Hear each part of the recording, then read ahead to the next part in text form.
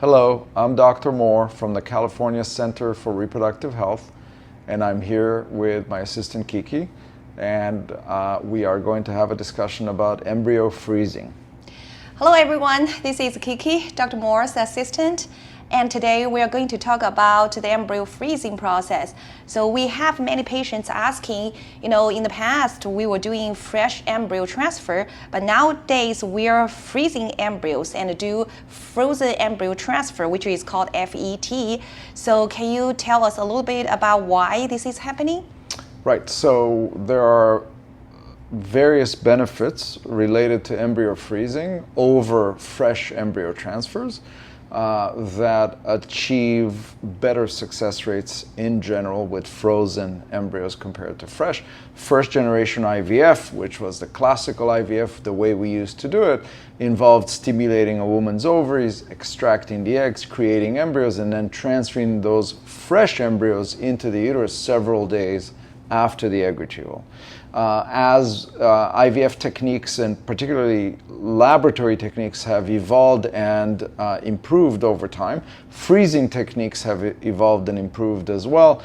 And today we use rapid freezing techniques that have improved the ability to freeze embryos, and the post-survival percentages, post-thawing percentages have become very, very high. So we trust our ability to freeze. And we know today that fresh embryos have a more difficult time implanting in the uterus because the hormonal milieu, the environment, is highly estrogenic and oftentimes highly progesterogenic, which means both progesterone and estrogen can be elevated during an IVF stimulation, which makes it less likely for an embryo to implant if it's transferred into the uterus under those conditions. That means that freezing the embryos under those conditions improves the ability for an embryo to implant because, as you mentioned, Kiki, what follows is a frozen embryo transfer where you can control the hormone levels of the progesterone and estrogen, improving IVF outcomes.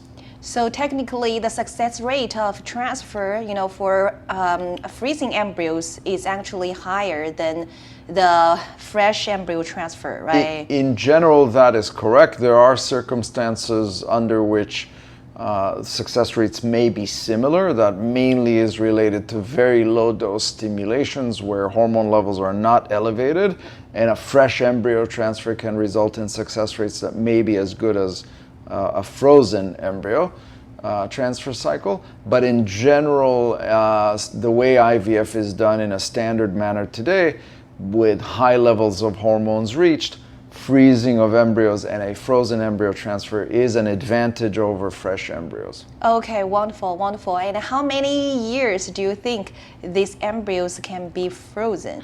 Well, we don't have a set number of years. The condition of the embryo doesn't really change over time. It remains in liquid nitrogen, frozen in a frozen state, which is unchanged. And so it really doesn't matter if an embryo is transferred a day after or a year after it was frozen.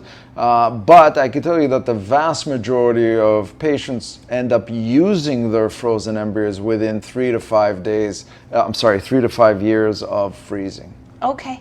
Thank you, Dr. Moore.